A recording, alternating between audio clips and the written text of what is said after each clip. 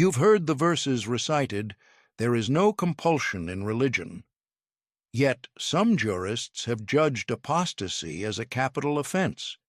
You've watched sermons warning of the grave penalty for abandoning Islam. But here's the deeper question. Is the fear of punishment meant to guard faith or to shackle the heart? I'm Fakir al-Khamosh, and in these 8 scenes we will confront the most charged debate in Muslim discourse. Can a believer's choice to leave be met with coercion, or does true faith demand freedom? What do we mean by apostasy, rida, in classical sources? The root word implies breaking away, but is that a social rupture or a spiritual severance? 3 dimensions of apostasy. I'tirad, denial, an explicit rejection of fundamental tenets. The oneness of God, tawhid, the prophethood of Muhammad. Rida fil amal, abandoning practice. Prayer, zakat, fasts, a silent slipping away that betrays the covenant. Nifaq, hypocrisy, professing belief while harboring disbelief in the heart. So, when jurists prescribe penalty, what are they guarding? The community's boundary or the individual's bond with the divine? Does breaking outward ritual equal breaking a sacred trust in heaven? Can a legal sanction ever touch the private realm of the heart? Is the punishment aimed at the act or at the dread of spiritual loss? In pre-Islamic Arabia, leaving a tribe meant exile or death. Early Muslims drew on that reality, but over time they forged a unique covenant, belief bound not by lineage, but by shahada. Yet, after the Prophet's passing, the Ridda Wars applied force to separatist tribes. Were those wars about protecting Islamic unity or imposing orthodoxy on reluctant souls? So, we stand at the threshold of 2 legacies, tribal coercion and divine mercy. Which shapes our understanding of apostasy today? When we turn to the Quran, its voice is overwhelmingly merciful. Verse 256 declares, "There is no compulsion in religion." Yet later, jurists invoked penal measures. How did we move from divine freedom to human enforcement? Verse 256, absolute. Faith must spring from conviction, not coercion. Verses of refuge, 9:6, guarantee safe passage for any who seek asylum. If anyone renounces his religion, kill him. This hadith appears in collections, but its context is debated. Was it tribal apostasy in wartime or a blanket ruling? I ask, can a jurist override the Quran's open gates by closing them with the sword? Or did later scholars view the preservation of community as a divine imperative, even at the cost of individual autonomy? Scholars like Al-Tabar recorded that early caliphs rarely executed apostates. Instead, they sought to reason with them, to restore faith through dialogue. It wasn't until later schools, Hanaf, Malik, Shafi, Hanbal, formalized capital punishment in their codices. Hanafa. Apostasy equates to treason against the Islamic polity. Malik. More flexible only if the apostate publicly challenges core beliefs. Shafi and Hanbal. Stricter, immediate penalty without reprieve. Thus, jurisprudence layered political necessity atop spiritual doctrine, blurring the line between crime and crisis of faith. To understand the human face of this debate, we must examine the Prophet's practice and the turmoil after his passing. The Treaty of Hudaybiyah exemplifies tolerance. Muslims agreed to postpone the pilgrimage rather than force their way, honoring mutual respect. Incidents of leniency. A man recanted Islam twice. The Prophet intervened to spare his life, emphasizing mercy over retribution. Yet, immediately after the Prophet's death, the Ridda Wars erupted. Caliph Abu Bakr deemed apostasy tantamount to sedition. He waged campaigns against tribes that refused zakat or renounced allegiance. Approximately 40,000 lives were lost. Was this defense of unity or suppression of belief? Did early Muslims see apostasy as political rebellion or personal choice? Abu Bakr's famous verdict: if they abandon prayer, they have no God. If they abandon zakat, they are rebels against Allah. Here, worship and tax become markers of loyalty. Apostasy merges with treason. And yet, even in those wars, there are accounts of prisoners given the choice: return to Islam or face battle. The goal was restoration, not mere punishment. Muhammad bin Maslama reportedly negotiated through reason and compassion, offering education rather than execution. In this intersection of mercy and might, we glimpse a tension that endures. Can force ever restore belief, or only instill fear? In today's world, apostasy remains more than a theological abstraction. Many states still legislate it as a crime. Consider, Saudi Arabia enforces classical Hanbal rulings. Public declarations of renunciation can lead to prosecution, even if rarely carried out to execution. Iran combines civil and religious courts. Apostasy is prosecuted under Moharebe, waging war against God. Pakistan has provincial blasphemy laws that sometimes overlap with apostasy, producing long prison terms. Malaysia recently debated removing apostasy as a criminal offense in its Sharia courts, igniting protests from conservative scholars. Indonesia, while the world's largest Muslim-majority nation, has no national apostasy law, yet local Sharia councils sometimes issue non-binding fatwas condemning it. Each context reveals a different dynamic. Where political stability is fragile, apostasy is equated with sedition. In more pluralistic societies, it becomes a site of moral pressure rather than state violence. Does the state's role in enforcing faith protect vulnerable communities or weaponize religion for social control? When a government prosecutes apostasy, whose security is really at stake? The believer's soul or the regime's authority? Can a fatwa, an opinion, not binding law, carry more weight than the Quran's own emphasis on no compulsion? As global communication spreads, new voices challenge punitive approaches. Progressive scholars like Khaled Abu el-Fadl argue that classical jurists conflated apostasy with political treason, a misreading that must be corrected. Digital activists in North Africa and Southeast Asia share testimonies of secret renunciants, demanding the right to leave faith without fear. International human rights bodies consistently condemn criminalizing apostasy. The UN's Human Rights Committee has urged repeal of such laws as violations of freedom of thought. Grassroots movements, LGBTQ+ Muslims, former adherents, use social media to create support networks, reframing apostasy as a personal journey, not a public crime. Reformists point to the Prophet's example of dialogue over death sentence and insist that mercy must prevail. Yet conservative councils push back, citing the need to safeguard religious identity in a secularizing age. Can reinterpretation of the Quranic corpus dislodge centuries of punitive jurisprudence? Is digital testimony, anonymous blogs, whispered podcasts, enough to shift public opinion in conservative communities?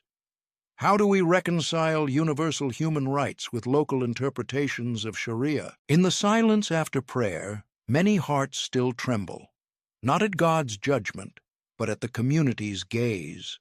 Fear of ostracism and shame often outweighs fear of divine wrath. Social conditioning. From childhood, believers learn that leaving Islam means losing family, honor, and social protection. This dread can trap the soul in a gilded cage. Internalized theology. The punished apostate becomes the sinner in one's own mind, a voice that says, "If I leave, I become a monster." Cognitive dissonance. When belief falters, believers invent justifications to avoid the terror of loss, sometimes convincing themselves that outward conformity equals inner conviction. Ask yourself, is the terror of punishment a protective boundary or a prison of the self? Many apostates describe a cycle. Doubt arises, fear intensifies, they suppress it. The doubt returns with greater force. This spiral feeds into both spiritual burnout and mental distress. For communities, the fear of a single apostate leading others astray becomes justification for severe sanction. Yet the result often is not increased faith, but secret disillusionment, a hidden exodus. Does fear of social death truly preserve faith or drive it underground? Can genuine conviction ever flourish in the soil of shame and threat? Might compassion and open dialogue yield a more resilient, authentic community? I have heard the whisper of a young woman in Cairo. She recanted Islam online only to see her family disown her. She lives in hiding, her faith in nothing but her own courage. A man in Jakarta described reading Nietzsche and questioning Tawhid.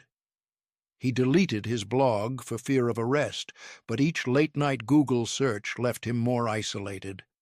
An elderly scholar in Lahore confided, "I know brothers who would rather die in prayer than admit doubt aloud."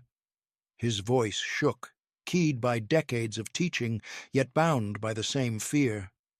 These are not abstract cases. They are hearts in conflict, tearful, suffocated, yearning for honest air.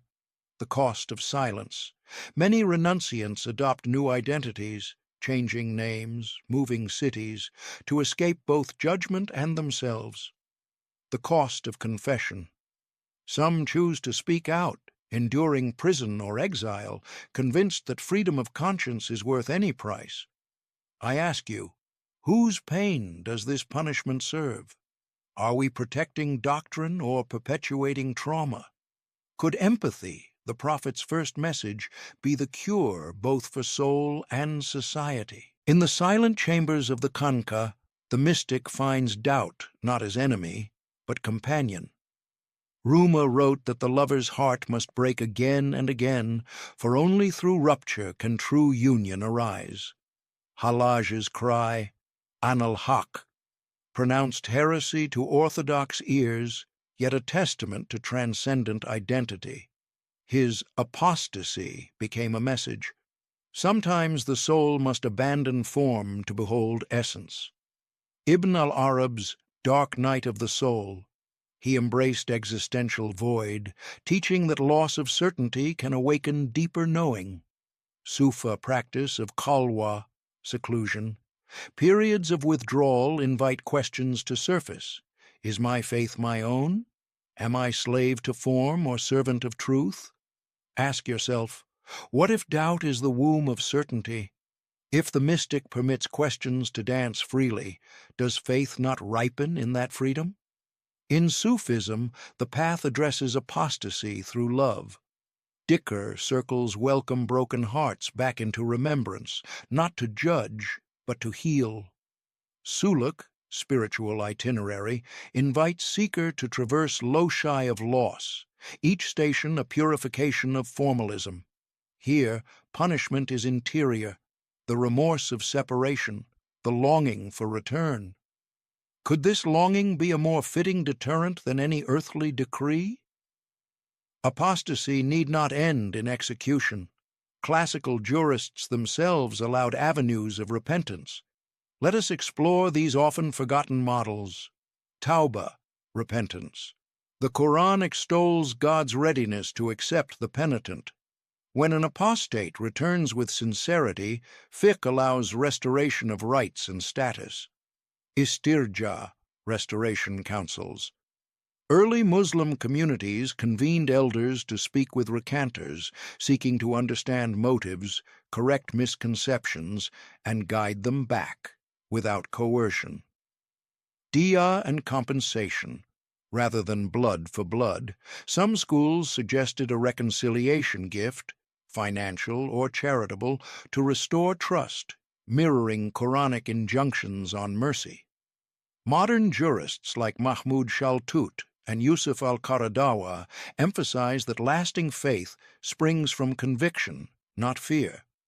They propose that apostates be engaged in dialogue circles, given educational support, and invited to reaffirm their shahada under no duress. Can communal restoration and spiritual counseling replace capital sanctions? Does a model of mercy foster deeper allegiance than one of terror? In the heart's courtroom, is kindness not the truest form of enforcement? In this living tradition, Islam's punishment becomes an act of compassion, an open hand extended to the lost, echoing the Prophet's own mercy at Ta'if and beyond. Across the globe, legal systems grapple with apostasy's legacy. Some cling to punitive codes, others seek conscience-friendly reforms. Tunisia abolished apostasy provisions in 2018, reaffirming Article 6. Freedom of belief and practice is guaranteed. Apostasy is no longer prosecuted under either civil or Sharia courts. Morocco maintains apostasy in theory, but has never enforced it. Its 2011 constitution enshrined freedom of conscience, effectively neutralizing criminal penalties. Mauritania retains apostasy laws on the books, but activists report no recent trials. Debate simmers about aligning statutes with the 1991 Arab Islamic Charter on Human Rights. Egypt's Supreme Constitutional Court in 2016 ruled that civil courts lack jurisdiction over apostasy. Only Al-Azhar's scholarly bodies may issue non-binding religious opinions. United Arab Emirates decriminalized blasphemy in 2020 and signaled a broader opening to freedom of belief, though social pressures remain. In each case, legislators and jurists invoked both maqasid al-shara, the objectives of Sharia, emphasizing preservation of faith through persuasion rather than punishment, and international treaties like the ICCPR, Article 18 on freedom of thought. When law ceases to punish apostasy, does society still wield informal sanctions, ostracism, economic exclusion, that mirror old penalties?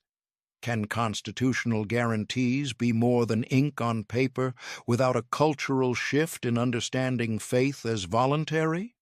Is genuine freedom achieved when the state steps back, or when community structures also embrace mercy? Beyond Muslim-majority states, international bodies shape conscience rights.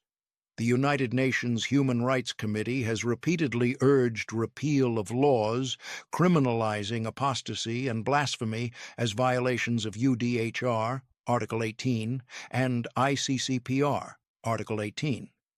The European Court of Human Rights protects religious freedom, citing landmark cases, e.g. Lautzi vs. Italy, to reinforce that belief and non-belief enjoy equal status.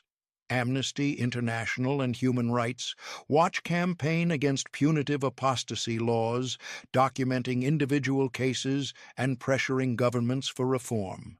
African Commission on Human and People's Rights adopted Resolution 69/2019 condemning criminalization of apostasy as inconsistent with the African Charter's protections for freedom of conscience. ASEAN Intergovernmental Commission on Human Rights debates a regional declaration on religious freedom, urging member states to respect personal belief choices.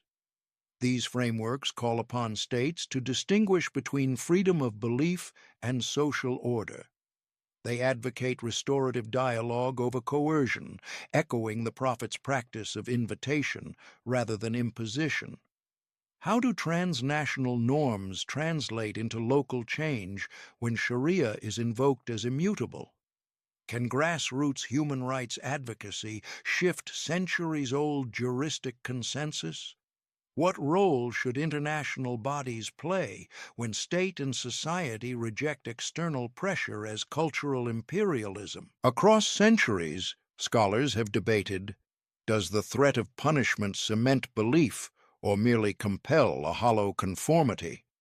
On one side stand arguments of deterrence. Law must protect the community's moral fabric. Without sanction, so the claim goes, apostates might lead others astray. Faith unguarded becomes faith undone. On the other side stand the principles of autonomy. True conviction can never be coerced. Faith forged in chains is brittle. Faith freely chosen is resilient. Deterrence thesis. Enforcement preserves unity and deters sedition. Religion and polity are intertwined. Autonomy thesis. Conscience rights are inalienable. Coercion corrodes the very essence of belief. I ask, is it wiser to build a fortress around belief or to cultivate a garden where conviction grows in sunlight? When law punishes apostasy, does it defend souls or betray them? When mercy invites return, does it risk laxity or kindle authentic devotion? In living communities, both impulses persist. Some mosques display lists of penal codes, others host open forums on faith and doubt. We witness the dynamic tension between guardianship and generosity, between binding rules and open hearts. In the stillness after all debate, we arrive at the ultimate paradox. Freedom itself may be the surest foundation of belief. Ask any seeker who left and then returned, what drew you back? Was it fear or a rekindled love? Many answer, a space to question without judgment, a door left ajar by merciful hands. Freedom invites exploration. It acknowledges doubt as part of the path, not its negation. Freedom demands responsibility. It trusts the believer to choose, even at the risk of loss. So here is the final question. Which act requires greater courage, compelling a soul to stay or trusting it with the choice to leave? And the greatest strength of a faith community may lie not in its walls, but in its willingness to open its doors. Whoever wills, let him believe. Whoever wills, let him disbelieve. Quran 1829, thematic echo. In that divine allowance, we find both our challenge and our hope, that a free heart chooses God not out of fear, but out of love. In every ruling, we seek to balance adl, justice, with rahmah, mercy. The Prophet taught that the merciful are shown mercy by the merciful. How, then, do we enact justice without hardening hearts? Quranic principle. God does not wrong the people at all, but people wrong themselves. Quran 10:44. Thematic. Justice recognizes wrongdoing, yet mercy offers restoration. Ijtihad, independent reasoning. Contemporary scholars invoke maqasid to prioritize the protection of belief through education, not execution. Community accountability, alternatives, counsel, reconciliation panels, spiritual mentorship, share the burden of correction rather than consign it to the state. If mercy is stronger than fear, can a just society forego the sword and embrace the hand extended in forgiveness? True faith needs no guards. It stands firm in the quiet witness of the heart. Inner testimony. The soul, when convinced by its own reflection, requires no external proof. Witness without coercion. A community that trusts the individual's search plants, seeds of authenticity. The power of invitation. A whispered question, why not stay, can move deeper than any decree. In that silence, each believer becomes both judge and jury, guided by conscience and compassion. There, faith is not imposed. It flourishes. We began with the question, can punishment guard faith? We end with its mirror, Can freedom secure it? Freedom honors dignity. A soul respected in choice is more likely to choose faith's embrace. Fear fractures trust. Coercion builds walls. Compassion builds bridges. Love as deterrent. The stronger the community's care, the less room for abandonment. Thus, we arrive at the heart of the matter. The truest safeguard of Islam is not the sword, but the silent conviction born of love.